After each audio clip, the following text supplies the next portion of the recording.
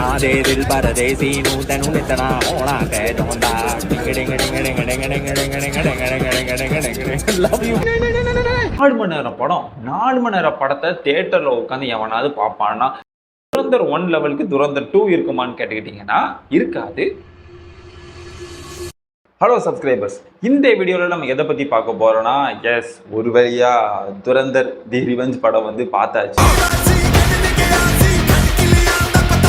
இந்த படத்துக்கு நான் ஹைப்பான மாதிரி எவனுமே ஹைப் ஆகியிருக்க மாட்டான். அப்படி என்னடா இந்த படத்தை நீ தியேட்டரில் பார்த்து என்ஜாய் பண்ணியான்னு கேட்டேன். இல்லை, ஃபர்ஸ்ட் பாட்டே ஓடிடியில் தான் பார்த்தேன்.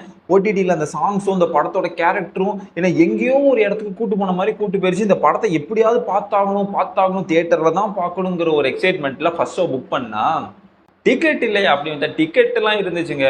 படம் வந்து ஹிந்தியில் ரிலீஸ் ஆகிட்டான். ஆனால் ஹிந்தியில் பார்த்துருக்கலாம், படம் ஹிந்தி படம். ஆல்ரெடி ஃபர்ஸ்ட் பார்ட் வந்து பீக் சினிமா, செகண்டும் அப்படி தான் இருக்கும். ஹிந்தியில் புக் பண்ணி பார்க்குறது ஒன்றும் பிரச்சனை இல்லை. ஆல்ரெடி தமிழ் சினிமாவில் பாட்டுக்கு பட்ட பாடு ஹிந்தி படம் உங்களை நம்பவாடாம முடியும். திடீர்னு சொதப்பி விட்டிங்கன்னா 4 மணி நேரம் படம் வேறு தியேட்டரில் ஹிந்தி லாங்குவேஜில் உட்காந்து டவுசர் கிழிஞ்சிருச்சுன்னா அப்படிங்கிற ஒரு பயத்தினால தமிழில் இந்த படத்தை பார்ப்போம் சொல்லி வெயிட் பண்ணி பார்த்ததுக்கு இதாண்டா சினிமாட்டிக் எக்ஸ்பீரியன்ஸ்ங்கிற மாதிரி ஒன்று கொடுத்தானுங்க பாரு, வேற லெவலுங்க. ஸோ துரந்தர் தி ரிவெஞ்ச் படத்தை பற்றி தான் இந்த வீடியோ ஃபுல்லாக நம்ம இன்னைக்கு பார்க்க போகிறோம். நம்ம சேனலில் தான் ஃபர்ஸ்ட் டைம் பார்க்குறீங்கன்னா மறக்காமல் சப்ஸ்கிரைப் பண்ணி இன்ஸ்டாகிராமில் ஃபாலோ பண்ணதை மறக்காம என்ன ஃபாலோ ஒன்று பண்ணி வச்சுக்கோங்க.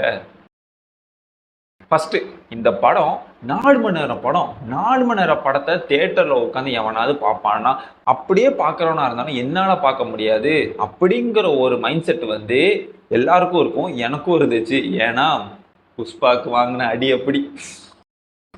சரி, 4 மணி நேரம் படம், அதுவும் ஹிந்தி படம்.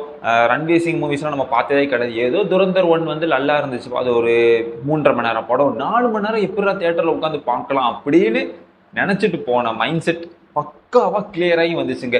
அது எப்படிங்க இந்த படம் ஒரு சின்ன சீன் கூட போர் அடிக்காமல் இருக்கும் அப்படிங்கிற ஒரு மைண்ட் செட்டில் தாங்க இந்த படம் முடிஞ்சு நான் வெளியே வந்தேன். அப்படி ஒரு படத்தை இவங்க கொடுத்து வச்சுருந்தாங்க. தென் இந்த படத்தை தியேட்டரில் தான் பார்க்கணும், தியேட்டரில் பார்த்தா தான் சூப்பராக இருக்குமா, தியேட்டரில் தான் பார்க்கணும் அப்படின்னு சொல்லிட்டு இருக்கிற அந்த ஒரு மைண்ட் செட்டுக்கு வந்ததுக்கு காரணம் என்னன்னு பார்த்துக்கிட்டீங்கன்னா இந்த படத்தோட கேரக்டர்ஸ். இந்த படத்தோட கேரக்டர்ஸ் வந்து ஃபர்ஸ்ட் பார்ட்டை பார்த்துக்கிட்டிங்கன்னா ஹம்சா அலி மசாரி, அப்புறம் நம்ம ஜின், எஸ்பி அஸ்லாம், அப்புறம் எல்லாரோட ஃபேவரட் தி ஓஜி ரஹ்மான் தெகேட், அதுக்கப்புறம் அஜய் சன்யால் நினைக்கிறேன் நம்ம மாதவன் சார் இந்த கேரக்டர் வந்து பண்ணியிருப்பார். அடுத்தது ஜமீல் சார் வருவார். அப்புறம் இன்னொரு ஒரு கேரக்டர் கூட வருமே, உசேர்னு சொல்லிட்டு கூட. ஸோ இந்த மாதிரி ஒரு கேரக்டர் தான் வந்து சுற்றிட்டு மேஜர் இக்பால் மோசமானவங்க இருக்கிறதுலே மோசமானவன், அந்த கேரக்டர்லாம் வரும். ஸோ இவங்களை வச்சு தான் படம் வந்து ட்ராவல் ஆகும். ஒரு ஸ்பை வந்து வந்திருக்கான், ஸ்பை என்னென்னா பண்ணுறான், பட் பேக் ஸ்டோரி வந்து இருக்கவே இருக்காது. பட் டீட்டெயிலிங்காக ஏன் எதுக்கு என்ன அப்படிங்கிற கேள்விக்கு சூப்பராக இந்த படத்தை வந்து செம்மையாக எடுத்துருந்தாங்க. அதுவே ரொம்பவே எனக்கு பிடிச்சிருந்துச்சு. தென் கேரக்டர் வந்து பார்த்துட்டிங்கன்னா இந்த எஸ்பி அஸ்லாம் இல்லையா வலிய தாங்குறவன் தான் உண்மையான ஆம்பளை. இன்னொன்று சொல்லிடுறேன், இந்த படத்தை தியேட்டரில் பார்த்தா தான் அந்த சினிமாட்டிக் எக்ஸ்பீரியன்ஸ் வந்து கிடைக்கும் அப்படின்னு சொல்கிறது முக்கியமான காரணம் வந்து இந்த கேரக்டர்ஸ் டிசைன் தான். ஃபர்ஸ்ட் எஸ்பி அஸ்லாம் இவர் எப்படி சஞ்சய் தத் எப்படி காஸ்டியூம் போட்டிருப்பாரோ, எப்படி சேரட் அடிப்பாரோ அதே மாதிரி தாங்க அங்கேயே நடக்குது. இந்த படத்தில் வந்து சண்டை நடந்துக்கிட்டு இருக்கும், ஒரு ப்ரெஸ்காரன் குறுக்க ஓடிக்கிட்டு இருப்பான். என்னடா இது சினிமாக்காக எடுத்து வச்சிருக்கீங்களா, இப்படா யாரா பண்ணுவாங்களான்னு பார்த்தா பாகிஸ்தானில் இதே மாதிரி நடந்திருக்கு. அங்கேயும் சண்டை நடக்கும்போது குறுக்க ஓடிக்கிட்டு இருந்திருக்கானுங்க. டே யாரா நீங்க அப்படிங்கிற மாதிரி தான் இருந்துச்சு. அந்த டீட்டெயிலிங் சூப்பராக இருந்துச்சு. தென் ஹம்சா அலி மசாரிங்கிற கேரக்டர் வந்து நம்ம இந்தியாவில இருந்து போன ஒரு மேஜரோட லைஃப் ஸ்டோரி வந்து கொஞ்சம் ட்ரூ இன்சிடென்ட். ஸோ அதை கொஞ்சம் இன்ஸ்பயராக பண்ணி எடுத்துப்போம் சொல்லி எடுத்திருக்காங்க. தென் எனக்கு ரொம்ப பிடிச்சது வந்து நம்ம ஃபேவரட் ரஹ்மான் பாய்.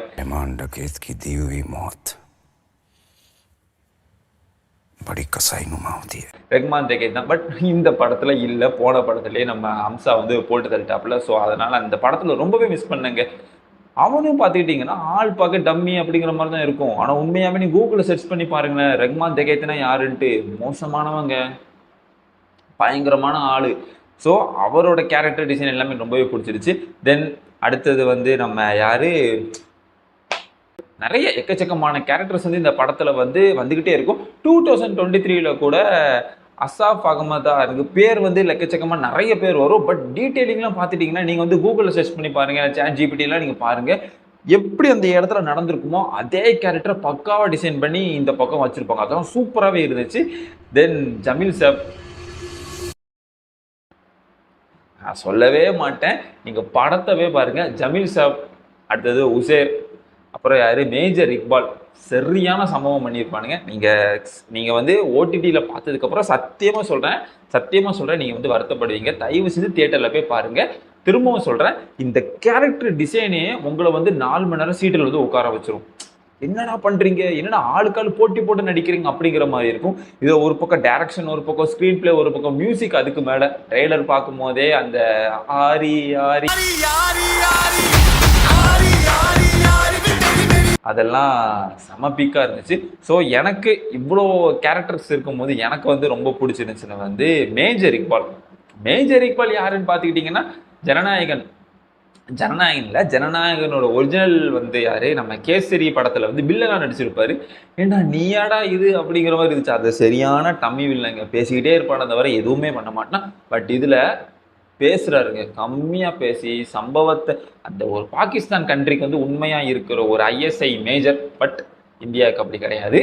ஸோ அவரோட கேரக்டர் வந்து சூப்பராகவே இருந்துச்சு. தென் ஆஸ் யூஸ்வல் நம்ம ரன்வீர் சிங், அப்புறம் இன்னொன்று உசேர் கேரக்டர் வந்து எனக்கு ரொம்பவே பிடிச்சிருந்துச்சு. ரஹ்மான் தேகித் இந்த படத்துல இல்லை. ஸோ கேரக்டர்ஸை பற்றி நம்ம வந்து பேசிக்கிட்டே போனாங்க. எக்கச்சக்கமான டீட்டெயிலிங்லாம் இருந்துச்சு. ஸோ இந்த கேரக்டர் டீட்டெயிலிங் வச்சு படம் பார்க்கறதுக்கு 4 மணி நேரம் 150 ரூபா கொடுத்து ஒருத்தா நீங்கள் படத்தை வந்து நீங்கள் கேட்கலாம். அடுத்தது கேரக்டர் ஒரு பக்கம் இருந்தாலும் 4 மணி நேரம் கேரக்டரை வச்சு என்ன வேணாலும் பண்ணலாப்பா. பட் அதில் ஸ்க்ரீன் பிளே இருக்குல்ல, ஸ்க்ரீன் பிளேல சொதப்பிட்டாங்கன்னா இல்லை சாங்ஸ் வரும், இல்லை தேவையில்லாத சீன்ஸ் வரும், பில்டப் வரும். இந்த மாதிரி படத்தில் பில்டப் தானே இருக்கும் கேட்டா, அந்த பில்டப் இல்லாமல் இருந்ததுனால தான் இந்த படம் வந்து பீக், அப்சல்யூட்லி பீக் சினிமாங்க காரணத்துக்கு வந்து.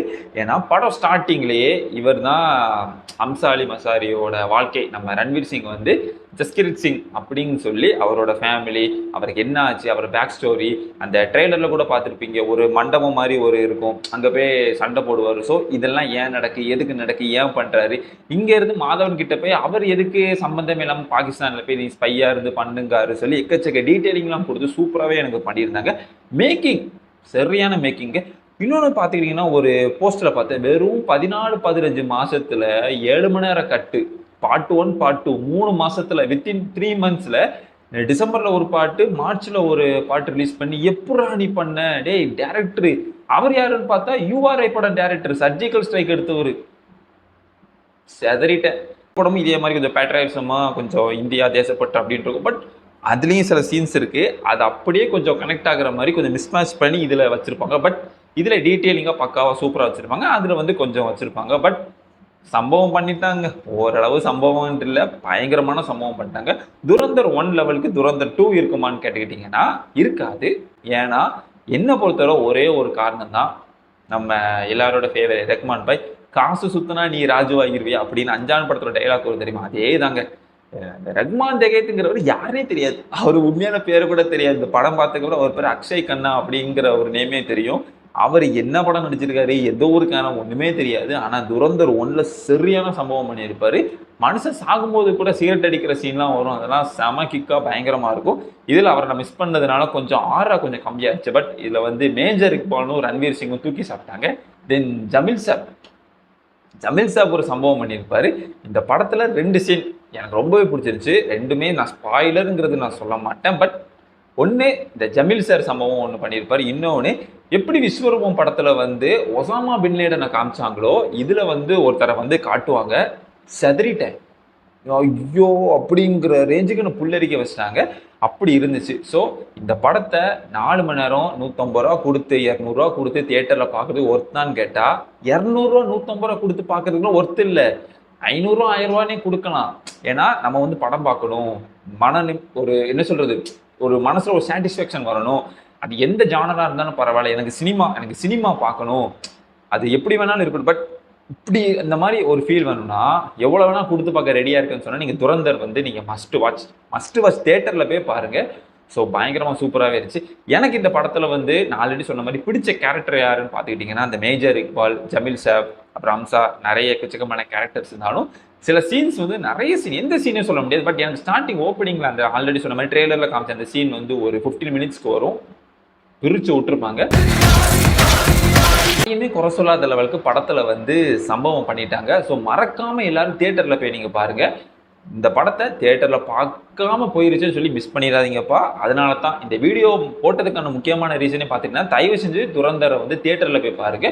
ஒரு நல்ல சினிமாங்கிறத தாண்டி ஒரு சினிமா எக்ஸ்பீரியன்ஸ் ஒன்று இருக்கும் தெரியுமா? அது ஜஸ்ட் நம்ம ஊர்ல ஒரு 150 200 டிக்கெட்ல வந்து இந்த மாதிரி 4 மணி நேரம் படம் ஒரு ட்ரூவான இன்சிடென்ட்டை பேஸ் பண்ணி அதை சூப்பரா எடுத்த விதம் இருக்கு. அதெல்லாம் வேற லெவலுங்க. ஸோ மறக்காம தியேட்டர்ல போய் பாருங்க. நம்ம சேனல் இப்போ தான் ஃபர்ஸ்ட் டைம் பார்க்குறீங்கன்னா மறக்காம சப்ஸ்கிரைப் பண்ணி இன்ஸ்டாகிராம்ல ஃபாலோ பண்ணாதாங்க ஒரு ஃபாலோ பண்ணி விட்டுக்கோங்க. நீங்க துரந்தர் 2 துரந்தர் தி ரிவெஞ்ச் படம் வந்து பார்த்துட்டீங்கன்னா உங்களுக்கு அந்த மூவி எந்த அளவுக்கு பிடிச்சிருக்கு, எந்த அளவுக்கு ஒரு இம்பாக்ட் கொடுத்துச்சுங்கிறத மறக்காம கமெண்ட்ல சொல்லுங்க. இதே மாதிரி சூப்பரான நெக்ஸ்ட் வீடியோல சந்திக்கலாம். பாய்.